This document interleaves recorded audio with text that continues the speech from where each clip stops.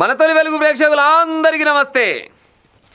గిసబోంటి చిత్రమైన సాగు గురించి నేను ఏడ చూడలేదు, ఏడ వినలేదు. మీరు కూడా చూసి ఉండరు, వినుండరు.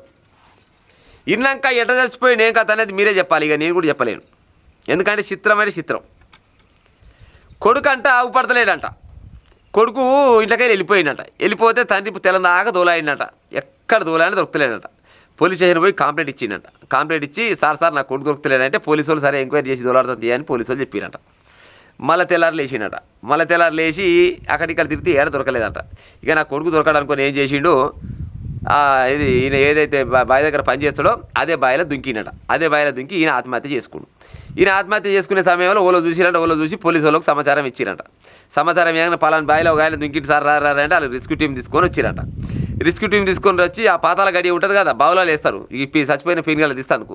ఆ పాతాల గడి వేసి ఈ తండ్రి శవాన్ని కోసం బయటకు తీద్దామనుకొని దోలాడుతా ఊరంట. దోలాడుతుంటే తండ్రి కంటే ముందుగానే కొడుకు పీనుగ వెళ్ళిందంట. వాళ్ళకి వెళ్ళి కొడుకు శవం బయటకు వచ్చింది. జనాలంతా పర్సన్ అయ్యారట. అరే తండ్రి దునికిండు బాయిలా, కొడుకేమో మిస్ అయిపోయిండని కేసు పెట్టిండు. పొరగాడు రాత్రి నుంచి అవపడతలేడా? అరే తండ్రి శవం కోసం అని దోలాడుతుంటే కొడుకు పీనుగా దొరికింది అనుకొని జనాలంతా పర్సన్ అయ్యారట. ఆ కొడుకు పీనుగని పక్కకాయ వేసి తర్వాత మళ్ళా ఇక పాతాల గడియ పెట్టి మళ్ళీ దోలాడంగా తండ్రి పీనుగా కూడా దొరికిందట. ఇంకా చూడుర్రి, మరి ఏ రకంగా కొడుకు ఎట్ట దొరకవచ్చు అందులో? మరి కొడుకు దుంకిన బాయిల్నే తండ్రి ఎందుకు దుంకొచ్చు? మరి తండ్రి గిట్ట ముందుగా కొడుకు నన్ను వేయొచ్చునా? జనాలు అనుకునే ముచ్చట, నేను చెప్పే ముచ్చట కాదు. తండ్రి కొడుకుని బాయిల గిట్ట వేసి చచ్చిపోయినాక తెలిసి తర్వాత ఒకరోజు నటించి తర్వాత పోయి మళ్ళీ అదే బాయిలో దుంకి రావచ్చునా? లేకపోతే కొడుకు తండ్రి అనుకోకుండా మరి అలా విధిరాత కట్నం ఉంది పోయి ఇద్దరు ఒకటే దగ్గర రావాలని ఏమైనా దేవుడు రాసి పెట్టవచ్చునా అనుకొని అక్కడ ఉన్న జనాలు మొత్తం పర్సన్ అవుతున్నారు. నిజంగా చిత్రం కాదు ఇది. కొడుకు అదే దాంట్లో చావాలి, తండ్రి అదే దాంట్లో చావాలి. తండ్రి చచ్చిపోయిండని పీనుగ తోలాడదామంటే తండ్రి పీనుగ కంటే ముందు గల కొడుకు పీనుగ దొరికింది. ఇక చూడు కథ ఏడ జరిగింది ముచ్చట అంటే రంగారెడ్డి జిల్లా కేశవంపేట మండలం సంతాపూర్లో చోటు చేసుకుంది. మండలంలోని పాపిరెడ్డిగూడెం చెందిన తూర్పింటి యాదే 40 సంవత్సరాలు భార్య సరిత 3 పిల్లలతో కలిసి సంతాపూర్ గ్రామంలోని రఫీక్ అనే రైతు వద్ద వ్యవసాయ పనులు చేస్తురంట. ఈ క్రమంలో యాదే పెద్ద కుమారుడు కన్నయ్య 11 సంవత్సరాలు ఉంటున్న పోరగాడు శనివారం సాయంత్రం నుంచి కనిపించకుండా పోయాడు. బాబు ఆచూకీ దొరకపోవడంతో ఆదివారం కేశంపేట పోలీస్ స్టేషన్ వద్ద యాదయ్య ఫిర్యాదు చేశాడు. అదే రోజు తన భార్య